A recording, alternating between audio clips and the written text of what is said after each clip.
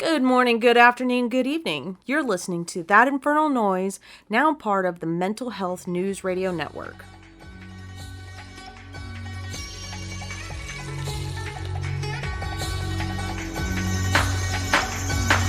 Devil, not no more for these, you call me Ichigo. Now I let my aura grow as I pull my Zanpakuto. Let me introduce you, his name is Sangetsu. Well, he will only live if and when we let you. Been through a lot of things, killed oh so many hollows. Didn't know at first which path was the right to follow. I don't fight cause I want to win, I fight cause I have to. I will take my spirit energy and aim it right back at you. Fighting a nigga be Yakuya taught me a lot of things, like how to channel and harness all my hate and rage in the form of a bankai. I don't understand why I'm the only one fighting, all the others stand by. I'm not such a saint, I promise that I'll risk my life for strangers. Neither am I scum enough to sit back while they're in danger. Everyone looking at me like I'm a superhero, like this is the Matrix and I'm playing Neo. But I'll see my duty through. What the fuck else would I do? Just let it all rot or leave it up to Udi. You a fuck all that now, cause I'm the one in full control. That is until the hollow takes control over my soul. I'm a fucking anime kid. I'm a fucking anime kid. I'm a fucking anime kid. I'm a fucking anime kid. I'm a fucking anime kid. I'm a fucking anime kid. I'm a fucking anime kid. And if you don't like it, shut the motherfucker up. What's up, everybody? Robert again, back for another Thursday therapy session. Today, I wanted to talk about my need to belong. I felt that my entire life, basically. My relationship with my mom wasn't great up until recently, and I bounced back and forth between her house and my grandparents. I never really gave my grandparents a chance to actually parent me the way that they needed to, or the way that they should have been able to, or whatever, because I always yearned for that acceptance and the belonging with my mom. And up until recently, like within the past week, I always felt like I didn't belong anywhere. I didn't belong with my mom. I didn't belong with my grandparents. And I found out certain things from one of my aunts, and I realized that as much as I considered them my parents, especially in my formative years, they considered me their son as well. And that really put a lot of things in perspective. You know, for so long I was worried about who I was and who I could be or whatever, instead of worrying about the person that I am. I had a lot of hate and vitriol for everything, basically. I was very self-destructive. I was very much like a death wish teenager. I thought I was immortal. I thought nothing could ever touch me. And I was worried about keeping up that bravado, that persona that I had, that devil-may-care, don't give a fuck about anything type thing. And not that that's necessarily bad, because you shouldn't care about people's perception of you as long as you're doing right by you and right by what you believe is right, and live by some kind of code, some kind of morals or ethics or whatever you want to call it. It should be fine. And I was not that person at the time. I felt very much that I needed to gratify myself. It was very selfish, very self-centered. I cheated on every girlfriend I ever had because I thought dudes should be that. They should be the Lothario. They should try to bag as many chicks as possible. And I didn't take advantage of that whenever I was a teenager. I did here and there, but it wasn't to the level that it was once I was in my 20s and already married with kids. And I took a lot of things for granted, and I took advantage of a lot of situations that I shouldn't have because I thought I was supposed to, because I was looking for something else, because I was looking for that fulfillment and that sense of belonging and all of that stuff, instead of being grateful for what I had at the time. And not that I would go back and change anything, because I really wouldn't. I've always been of the opinion that I don't have regrets.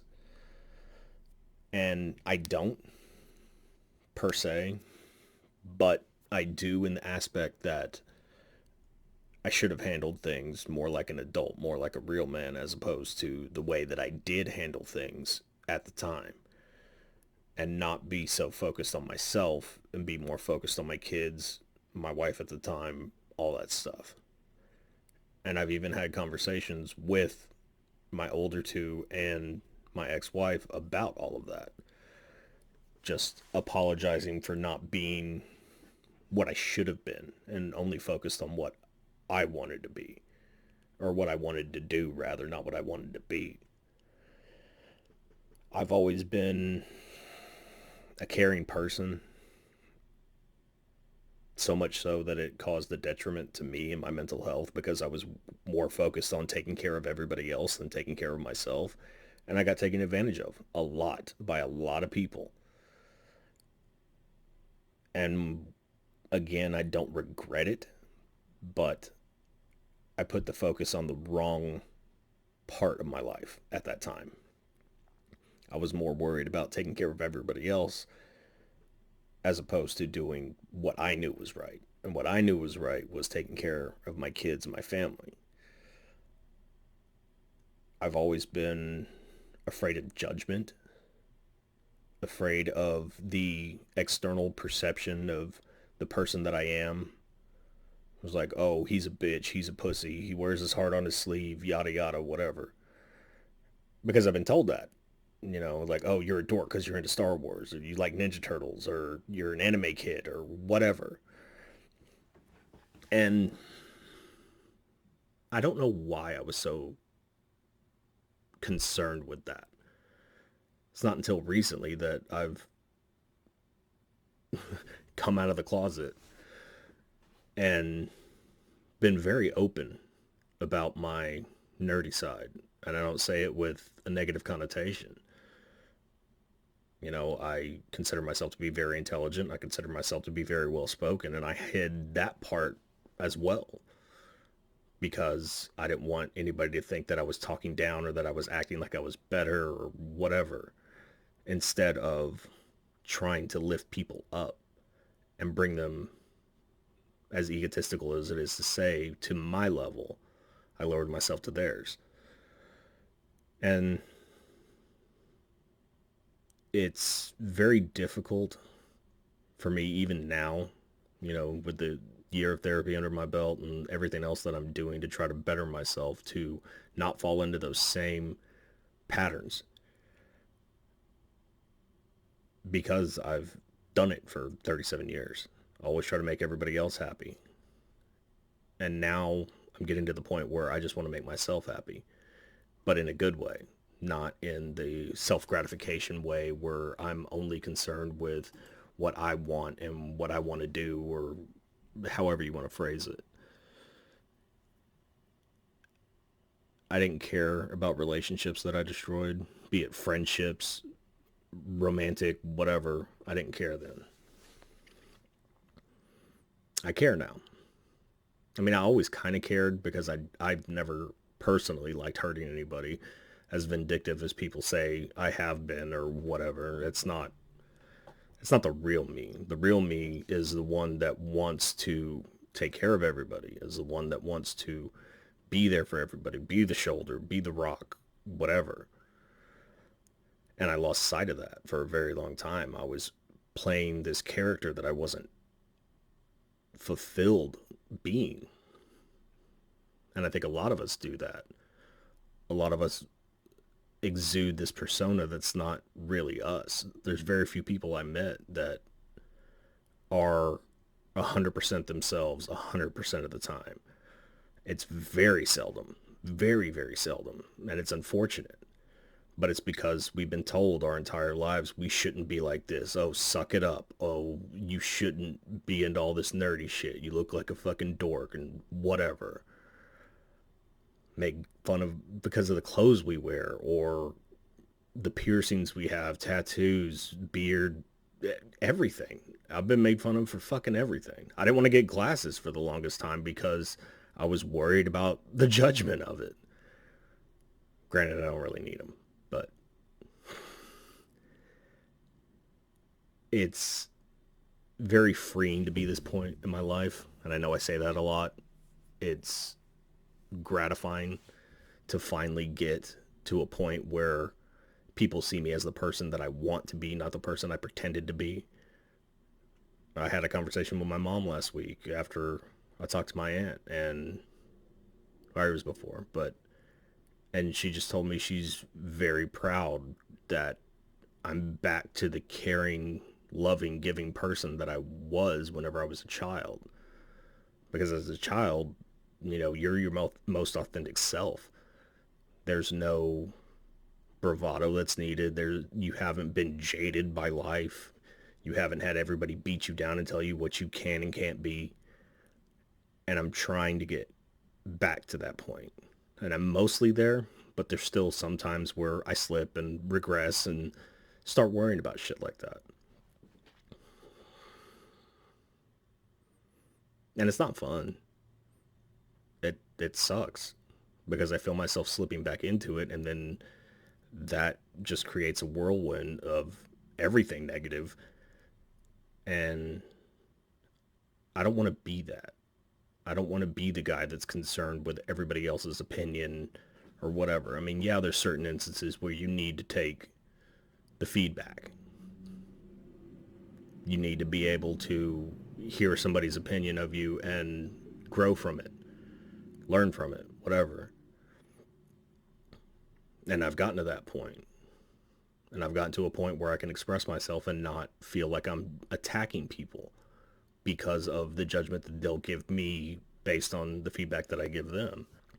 I really think we all should make more of a concerted effort to be the people that we want to be, not be the people that everybody else expects us to be. Because I've never fallen into the atypical, oh, you have to do this by this age, you have to do that by this age, blah, blah, blah, blah, blah. I don't like that. You're supposed to be married and then have kids and then get the house and whatever. And I did everything ass backwards. Whenever I met my ex-wife, she ended up pregnant inside of a month. And we jumped into being parents way too young. Not that I would change it, because I love my kids, and I'm kind of happy that I'll be young enough to enjoy them going through all the things in high school and all that stuff. I really am happy about that. However, because of my emotional immaturity, they had to suffer because of it. Being my ex-wife and my two oldest kids, they got a different version of me than Niche gets now, and then the younger two get, versus what Chris and Kaylee had to deal with. And that's really the only thing I regret in my life. I always said everything happens for a reason, and it put me exactly where I'm supposed to be now. But just from a father's perspective, I wish I could have changed that. I wish I could have been more present at the time, instead of drinking, instead of whoring, instead of whatever I did, all of it, and actually focused more on them instead of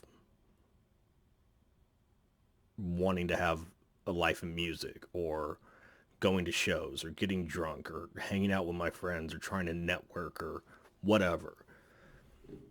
I really regret that. Not saying I haven't met some cool people because of stuff like that, but I wish I would have been more there for my kids and been the person that I know I am now, if that makes sense. Because they deserved it. They deserve so much more than I gave them as kids. As little kids, rather. You know, and it's getting to the point now where I'm having to deal with the repercussions of that with Chris and Kaylee. Chris isn't distant per se, but based on conversations that he and I had last week, it does mess with him a little bit. It gets to him sometimes. And I know what that feeling feels like. And I do not wish that on anybody, let alone my kids. And Kaylee still expects me to react certain ways because of what she's dealt with in the course of her life from me. And I'd be lying if I said it wasn't heartbreaking, because I said whenever I had kids, I would be nothing like what I was raised with, be it my relationship with my mom, my non-existent relationship with my dad, or my relationship with my stepdad, because none of that helped me in any shape, way, or form. It is the source of the majority of my trauma. Now I've worked it out. You know, it's not an issue anymore. In that conversation I had with my mom last week, it was even, you know, she felt a lot of the feelings that I'm feeling about Chris and Kaylee toward me. And I told her point blank, is like, it doesn't matter to me anymore, because it doesn't. I realized that I became the person that I am in spite of that, not because of that, if that makes sense. I use all of the negative things, all of the negative self-speak, and all of that to my benefit now. I'm not a martyr. I'm not dying on the cross. It's none of that. I went through those things, and the way that I look at it is I went through them so I could learn from it, so I could be a better person, so I could help my children and realize the mistakes that I was making way younger than I maybe would have otherwise. Because I could have been one of those parents that just never acknowledged it. And he's like, nope, you guys didn't deal with shit. You got to suck it up. And I did the best that I could. And I know I didn't. I know I didn't because I have that basis for comparison. And it's not easy to admit that. It really isn't. It feels like a knife through my heart, knowing that I didn't do the exact same things to my kids that happened to me, but it was bad enough. And I'm not proud of it. I'm still trying to make amends for it. I'm still trying to make things right. And granted, you know, they're not the hold a grudge type, luckily. They're not like me. They are very understanding of the journey that I'm on and trying to constantly better myself and trying to parent better than I did before, be a better partner than I was before, father, everything. They understand that. And Chris even said that he doesn't want to bring stuff like that up because he knows I'm not the same person anymore. And while I appreciate that sentiment, at the same time, I'd rather hear it.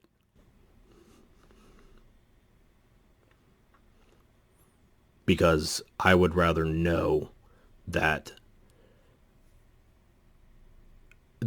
people feel a certain type of way about me.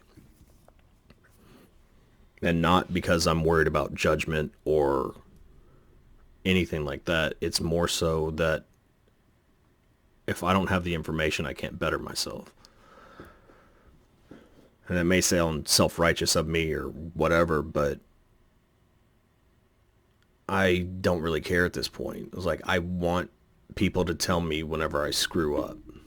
I want to have the opportunity to learn from it and grow because of it, not just stagnate and think I'm doing everything right. Because I'm the first one to admit whenever I screw up. With niche, it may take a while. I mean, granted, we haven't gotten into anything big in quite some time, but with my kids, I tend to admit it almost instantly. Like whenever I overreact or I've jumped down their throat for something or whatever, I know whenever I've crossed the line almost immediately. And I'll stop, go cool down, and then come back to them and be like, look, this is why I reacted the way that I did.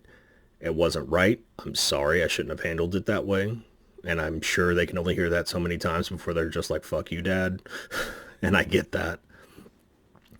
And I allow them to feel that way. I don't try to take that away from them, because I've been there and I didn't have a choice and I just had to deal with it. And I don't want them to be like that. I want them to understand that their dad is going through a process right now. And I'm not going to make all the right decisions. I'm not going to always pick the right choice, but I am trying to learn from it and I am trying to get better. So the next time a situation like whatever happens arises, I have a better chance of handling it the correct way.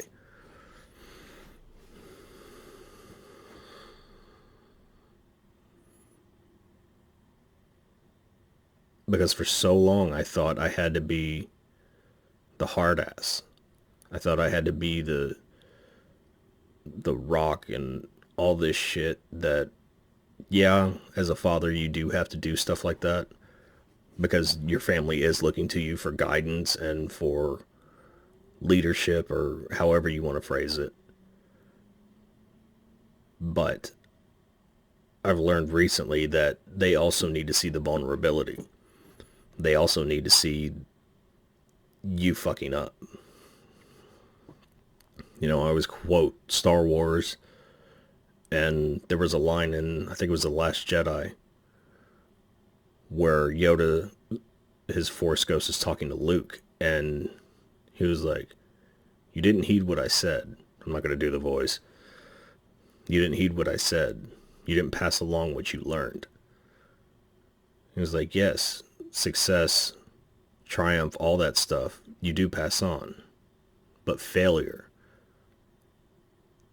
that also is a learning tool. And I've failed plenty in my life. Like we all have. I make no qualms and I make no excuses about it. I've fallen short of the mark many a time in my life. And while it sucked in the moment, Yoda was right. Those are the moments that I learned the most. And those are the lessons that I try to impart to my kids, so they don't get upset whenever things fall apart. Because inevitably they will. You're not going to make it through life without adversity. You're not going to make it through life without people judging you or telling you should be this or you're not enough of that or whatever. I've heard it my entire life. I'm not Mexican enough to hang out with the homies. I'm not white enough to hang out with the crackers. You know, I'm too much of a juggalo, so I can't be a metalhead. I'm too much of a metalhead, so I can't be a juggalo. Or I don't dress like this, I don't dress like that. And it's just, even then, I was over that shit. Because I like dressing the way that I dress. You know, some people would say I look like a bum. Okay, that's fine. I don't agree with it. Because I'm not dirty. I'm a very clean person. Which surprises some people because they look at me and just automatically assume I'd smell like patchouli and asshole or something. I don't know. And that's not the case. You know, it's like I consider myself a dichotomy in a lot of ways. Because I may look the way that I do. You know, with the beard and the piercings and all that shit. And people think a certain thing about me. Something negative, typically. And I'm not that. I'm really not. I have a good job. I'm a hard worker. I have an insane work ethic, sometimes to a detriment. And people would assume that I'm still just a burnout because of the way I look. And if I had it my way and weed was legal and all that stuff, yeah, I probably would be. At this point, I'd still have the work ethic and I'd still be able to focus and get my stuff done. But if it was legalized, your boy's trying to process some shit.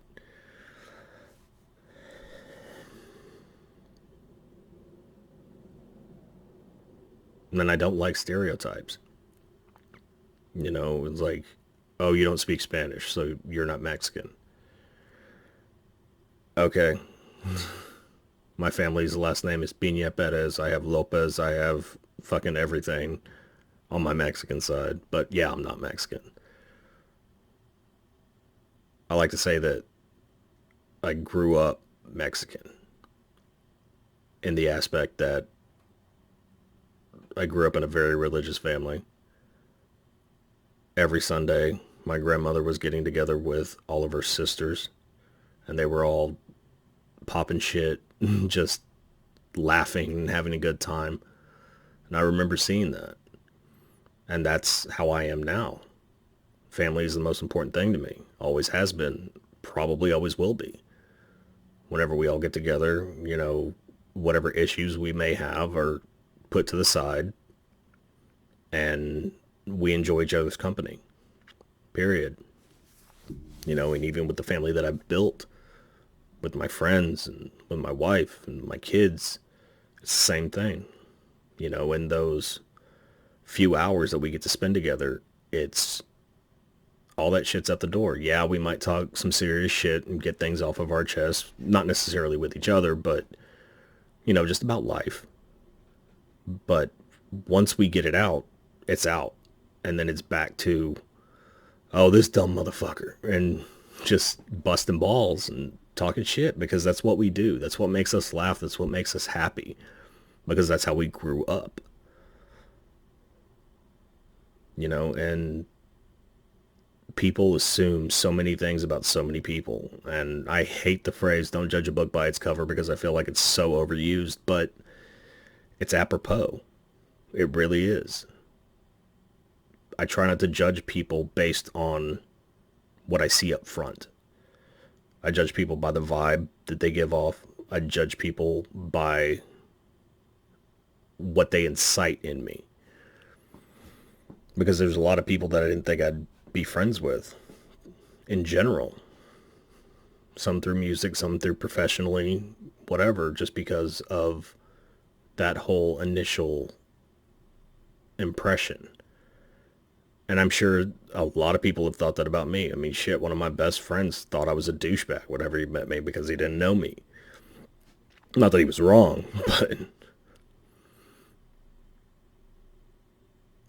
but then once he got to know me, he realized the person that I was. And we became inseparable for a very long time. Anytime they were in town, that was it. We were hanging out, we were going, doing things, whatever. Partying. And a lot of people have had that perception of me. That I'm just that guy. That I'm the party guy. That I'm the douchebag, womanizer, whatever.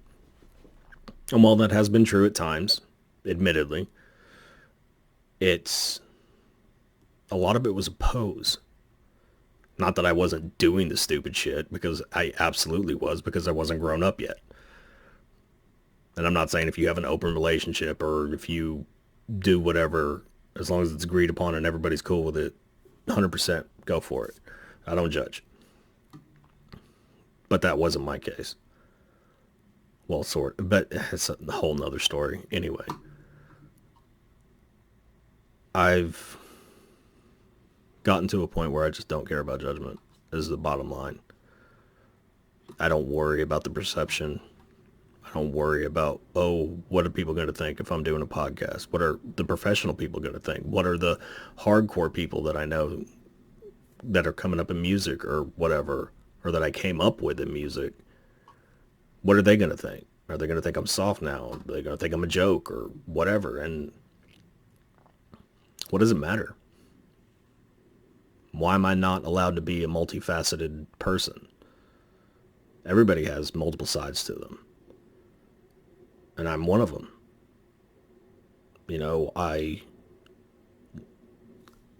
grew up in horror movies and listening to Insane Clown Posse, listening to every fucking hardest metal that I could find. I still do. Because it's my thing. I like aggressive music. I like aggressive shit. But that doesn't change the fact that I'm a caring, loving person. And that I have emotions. I don't mind sharing that with people.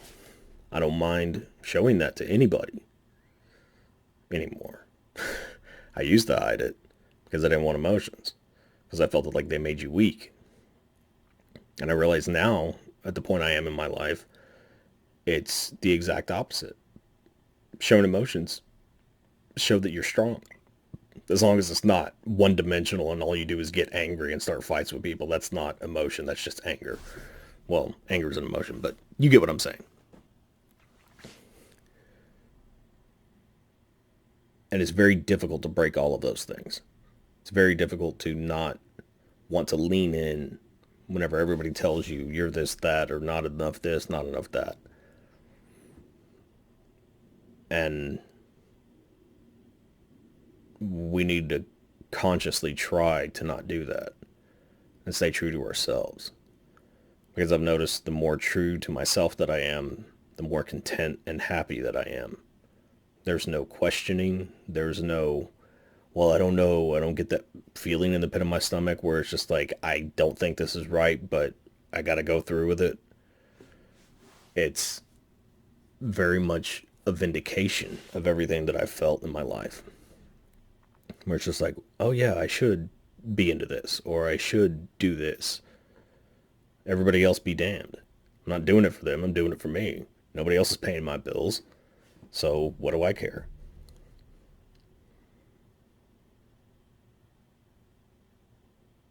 And yeah, we need people to like us because for some reason we're social creatures and we can't survive without physical interaction, whatever.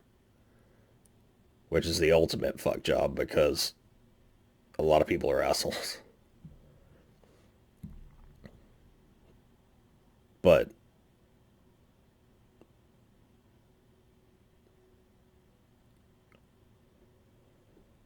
we can also try to change the world around us.